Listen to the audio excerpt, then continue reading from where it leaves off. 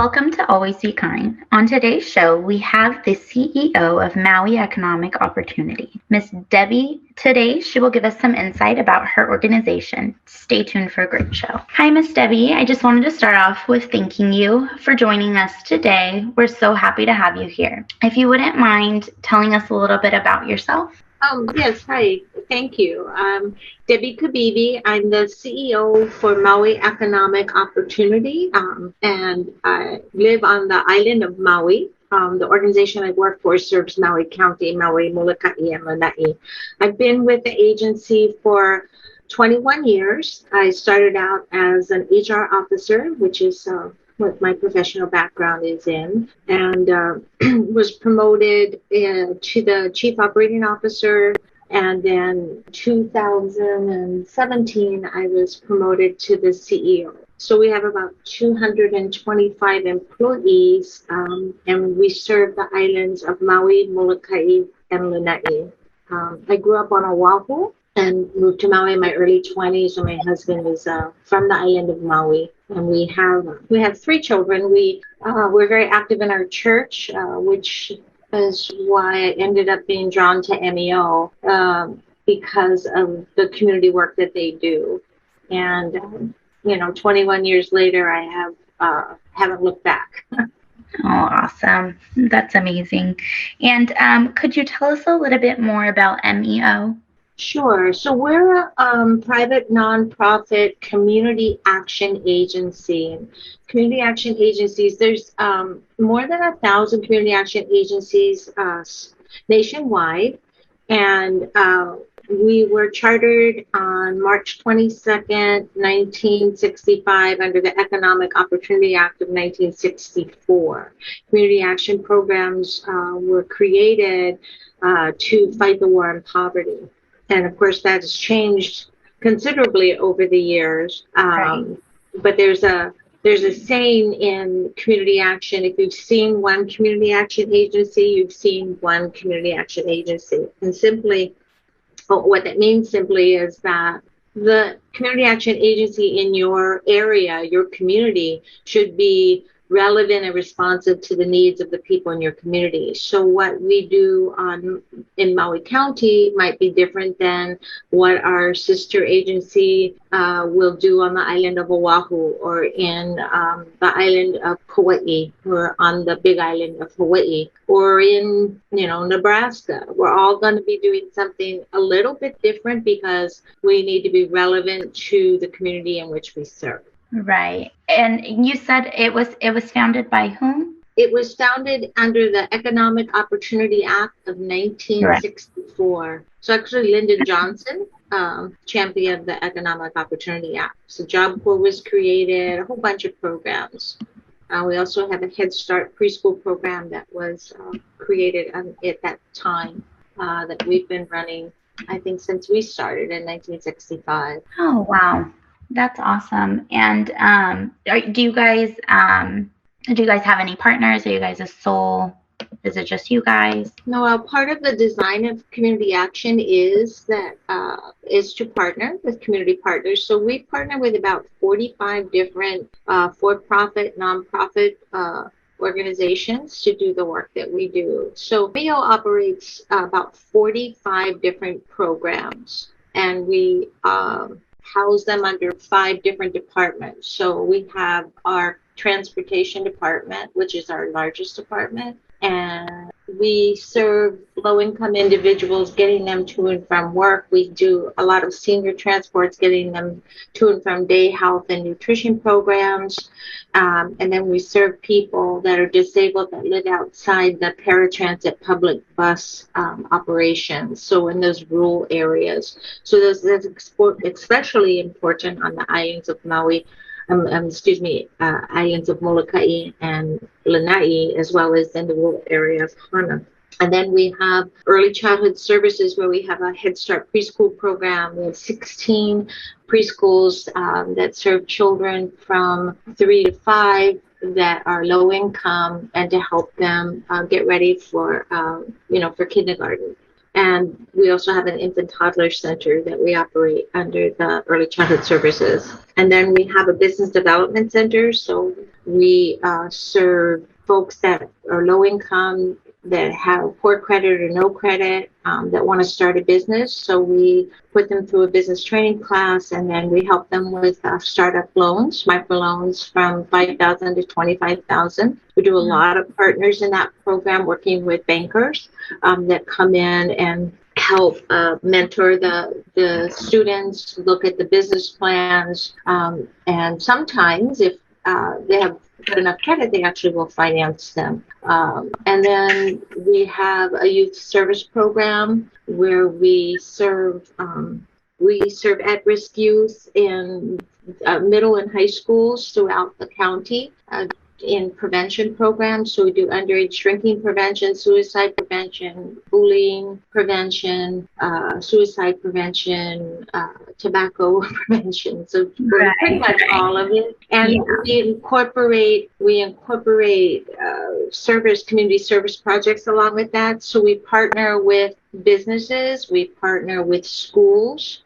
In Head Start, we partner with the Department of Education. They help us supporting a lot of our classroom space. We also partner with the Homeless Resource Center and, again, private businesses. And our final department is the Community Services Department, which is kind of a big catch-all department. We have programs in there for senior citizens. We have programs for people that are returning from incarceration to get them employed. We run a statewide National Farm Workers Jobs Program. We help people that are farmers, the farm workers and the farm owners, to improve the skills of the farm workers, to make it better for them, to help them get a better wage and improve their living conditions. Right. We also have energy assistance programs. So we partner with Hawaiian Electric industry and with the state, and we run a low-income home energy assistance program. We have a weatherization program that we partner with government and private partners. We have rental assistance that we administer for the County of Maui, and then also some federal money to help people with rental or mortgage assistance when they're in crisis. So we do a lot. We serve during COVID about 40,000 people. Normally we serve about 20,000 a year. It's a lot. Oh, wow. Yeah, it seems like you guys have your hands full and just helping out any way that you can. That's amazing. It's all in alignment with our mission, Right. So making sure that we're not all over the place. So it is specific, and it's based on a community needs assessment. We conduct one and every 3 years for our county, and then make sure that our programs are responsive to those needs. So you'll take these surveys and see, okay, is this working? Is this not working? Are there different needs that we need to address and different things like that?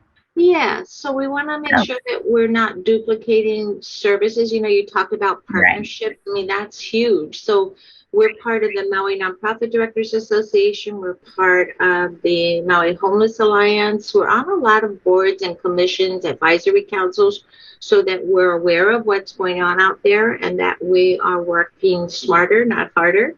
And if somebody else is doing something, we might partner with them to help, but we're not going to, try to do it ourselves. Right. Yeah, we were running an environmental program for 20-something years, I think. And there was a new group that came into the state that was doing environmental work, and they were solely focused on that. And we realized that it seemed like it made more sense for us to stop doing that and let them do it. And, gotcha. So when that funding for that program was up, we had let them know, the funder know, the year before that would be our last year. And it was a good decision, so we could refocus our resources in areas where other people aren't doing the work and there is a need. Right. And I mean, that makes sense because, you have several foundations doing the same thing. If they were able to just all partner up and do one thing, I feel like more, foundations and companies would be able to focus on other issues instead of all trying to work on the same thing. So it's nice that you guys were able to identify, hey, if it's working elsewhere, let's just partner with it, and we'll see what's next. So that's great. That's how you have. I think that's why we've been around so long. Yeah. You got to be flexible in the nonprofit world and adapt to the changes and the needs. I know the clients their needs are different, and of course during COVID, we saw a whole different group of clients that we normally wouldn't see in a typical year. But it just we always knew that people were living paycheck to paycheck, and when COVID hit, that really kind of was right there in your face. It's like, yeah, people were just making enough to get by. Right. Now, Miss Debbie, since we are on the COVID-19 topic, would you like to kind of let us know how COVID impacted your organization? Certainly. Well, we never shut down during COVID. We were providing essential services to the public. Probably in March of last year, right when everything was sort of peaking, the mayor reached out to us and asked us if we could administer an emergency assistance program. And MEO had some experience doing this back after 9/11. The mayor at the time reached out to the executive of the agency and asked them to administer a program to assist the folks that were impacted by 9/11. So they did. So this time we were trying to replicate that, but it looks a lot different than 9/11 because of COVID. And we couldn't just open our doors to this flood of people that are coming, that need help. So we set up an online application, but many clients that we deal with, they're not computer literate. They don't have a computer. So then we set up a system where they could drop documents into a Dropbox, or they could come if they needed us to make copies of things. And we kind of did like a drive-in. So they'd park in the parking lot. We'd go out with our masks and gloves and take documents from them, copy them, and give them back. And we served from, I think the program started April 1st until December. We served almost 13,000 people. It was a lot. And we helped with paying rent. We helped people buy food. We paid car bills. We paid electric bills. We paid childcare for some first responders that needed to work. It just was just a lot. Yeah, no, and I know it was hard on everybody. It's something that impacted the entire, world. It wasn't just, kind of like you said, it was different. We couldn't just open the door and help everybody. There were, precautions you had to take and make sure everybody was safe. Meanwhile, still trying to help everybody. So I can understand. We were still transporting people on our buses for essential, appointments and things. So trying to make sure people were socially distanced, and this is sort of before all of the protocols were really set up. So we were creating it, as we went along, and we were very fortunate. Our staff was amazing, flexible, helpful. I mean, I did kick people out at night. They're like, no, I'm not going to go home until I finish this last application. Yeah. So it really brought out the best in our team for sure. That's it's inspiring to hear these stories of how everybody helped everybody. Neighbors were checking on neighbors, and people were making sure everybody was eating and had water was okay if they needed anything. So it was nice to see everybody come together and truly help everybody out. So it's nice to know that your team was able to do that same thing. Yeah, I agree. We were hearing all this stuff. And I'm sorry. I was gonna. No, go ahead. Well, I was just gonna say, you hear all this stuff about people trying to prepare to come back to the office and what that's gonna look like, and I was talking to our executive team, and I said, we're kind of actually very fortunate because we never shut down, so we didn't have to deal with that. We were just always here and always together. And I think in some ways, for mental health, it was actually a good thing because Oh yeah.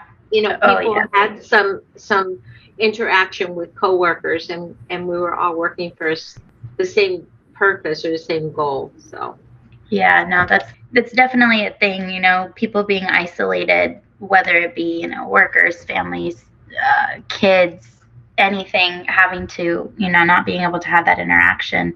It gets challenging because you're not used to it. You're not used to the isolation. You're not used to being told you can't, go out and about. So it's good that you guys were able to, safely stay there, be able to, still be with each other and work through all your guys's, challenges that you guys faced. So it's good to know that you guys pushed through and were doing okay during that time. yeah, we feel very fortunate. And unfortunately, though, with the new variant, things are still so up in the air for everybody, and just trying to figure out, how to get through all of this and how can we help people. And I don't know, it's kind of a crazy world right now. It really is. I know we're trying to get back into our office, and it's it's something new each week. So we're just gonna take it slow and see how it goes. So not everybody's able to overlook, or people have small children at home, and it's so risky to even try. So it's understandable. I was listening to one of our community partners saying that, I mean, that's the biggest issue right now. It's like with unemployment ending, and there are jobs out there, but people can't work because they don't have childcare. Yeah. And it's not like you can go drop them off at daycare. It's just, somebody has to be home with them. Either their school's online or what, but you can't, it's not like you could find childcare like you did before. But even those schools that are in person, they're having so many issues with, hot spots of COVID. So it's sort of, everything's up in the air every day. I mean, I feel very sorry for, families with children, young children that need care right now. I can't even imagine. Yeah, I know one of my dear friends that her son, their whole class just got their test results back, and their whole class has COVID. Those poor, I think they're in third grade. All of them tested positive for COVID. That breaks my heart. We had two cases in our Head Start classrooms recently, but fortunately, it was like a parent of a child that was positive. Right. So wasn't brought into the classroom. That as soon as we knew the parent was positive, we had to shut down 10 days, get everybody tested just to be safe. But so that's so disruptive, though. It is, and it's hard to keep anybody on a schedule like that when you're in school, out of school, in school, having to shut down, open back up. It doesn't make a lot of sense. Yeah, and those poor the little ones, especially the ones that are still adjusting to, maybe this is their first year of preschool, and they're, just getting used to things, and then they get disrupted again, and then they get used to things and gets disrupted, and children, they like routine typically, so that's hard. Yeah. If you would like, let us know some of the projects that you're working on, or if there's anything to come in the near future. Well, right now we're planning for the annual Maui County Senior Citizen Fair.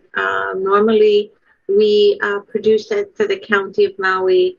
Have about 3,000 people in attendance in gym, and it's a health and wellness fair.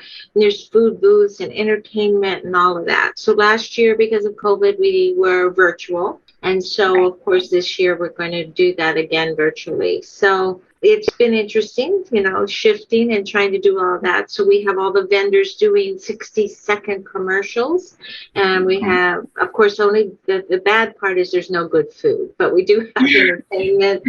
We do have prizes. So you make the best of it. So we're doing that. And then we also are working on a housing project. So we were the recipient of some land that was donated to us back in 2008 by a developer. And he gave us the land. We were going to run our reentry program and do a transitional housing unit out there and have about 12 individuals living on the property. And it was ag land. So they were going to be living on the property, working on the farm, and then getting better jobs and moving out. But there wasn't very much infrastructure in that area, and it was very, very expensive. So after looking for different funding options for that project, we were never able to secure funding. So the property was kind of sitting dormant, and we were thinking, well, what's the highest and best use? And we did our community needs assessment, and of course,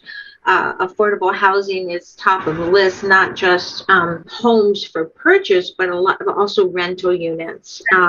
We have a couple of senior projects in our community that are coming up right now, but I think, the needs assessment really showed we need more affordable units for families. So we reached out to a local housing organization, Halima'olu, and they have low-income rental properties that they manage for seniors and for families, and asked them, how can we partner?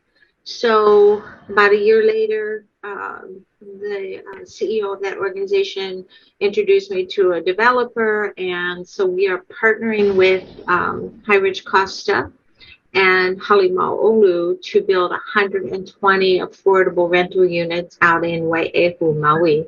And it would be 1, 2, and 3 bedroom units for folks that are at 60% or below the federal poverty level. So it's very low income people, but in their properties, Halima'olu, they ran really, really good programs. It made sense to partner with them because we're not housing people, but we had the land. So we will be the landowner. They will run the program. High Ridge Costa will develop the housing, and then we will have a Head Start preschool on that site as well as a youth center. So we're excited. Wow, yeah, that's amazing. And are there resources that you guys are needing, or is that going to be fully funded through these organizations? We will probably need some funding to they're going to build the shell of the classroom for the preschool and for the community center, but eventually we'll need some money to develop the inside of the units. But we're not quite there yet. Right. But yeah, in the near future, hopefully. Yes. Well, that's amazing. I'd love to keep in touch. We do have a Touch a Life giving platform where we are able to bridge the gap between donors and donees, where we identify those who are in need and we bring it up to our platform, and those who are willing and able to give, they're able to go directly and help donate to that cause. They can donate money, resources, time, whatever is needed. So I'd love to keep in touch. And when you do start that project and are needing that, I'd love to work together and see if we can get some funds raised for you guys. That would be wonderful. Let's keep in touch. Let me know your plans. And even for now, if there's projects you're currently working on that needs funding or volunteers and things like that, we'd love to spread the word, help out, and see exactly what we can help you guys. That sounds wonderful. Well, thank you so very much. Yeah, of course. Miss Debbie, I know we've talked a lot about, what MEO is, what you have to offer, different services. If you could let us know different ways we can get plugged in, if there's any volunteer opportunities, things like that. Well, we don't have an ongoing volunteer program. We do maybe put out a call for volunteers for events that we have, such as the senior fair or the Kupuna Aloha luncheon. We do have about 1,000 senior citizens that are under an umbrella of services that we provide under the Maui County Planning and Coordinating Council. So there's about 50 3 club presidents that volunteer their time to organize those senior clubs, and to bring in guest speakers and plan events. So that's kind of a closed group of volunteers. So it's for that individual group. And then all of the parents in our Head Start preschool programs are asked to volunteer working in the centers. But again, there's an attachment to a particular program. And then sometimes in our youth programs, if we're going to do a camp or some kind of a big event, we would ask for volunteers. So, and then of course our board are all volunteers, 21 board members. And then, we have bankers that volunteer their time to review business plans and things like that. Okay. And we have a website. It's www.meoinc.org. So www.meoinc.org. And there's ways, talks about all of our programs. There's applications for different services. There's profiles on our board members and on our staff members. There's programs description, and then there's the opportunity to donate to the agency or to a specific program. Okay, got you. Yeah, well, I'll definitely make sure to put that out there, www.meoinc.org. So anybody that's listening and wants to, check out the resources or anything like that, go ahead and visit their website and get plugged in. All right, Miss Debbie. Again, I just want to thank you for your time. Thank you for, sharing what you guys do. It's amazing. Not everybody's so fortunate to go through life unassisted, and it's nice to know that there are people out there who care, who are willing to offer such services to, just make life a little bit easier for somebody. So you guys are truly appreciated, and I'm honored to have been able to interview you today. Well, thank you very much. We're so honored to be able to serve the community that we live in and to make a difference. So, thank you for the opportunity today. Yeah, of course. Let's stay connected. Let's see what we can do together on your future projects and everything like that. Sounds good. Appreciate it. All righty, Debbie. Thank you so much. All right. My pleasure. Bye-bye.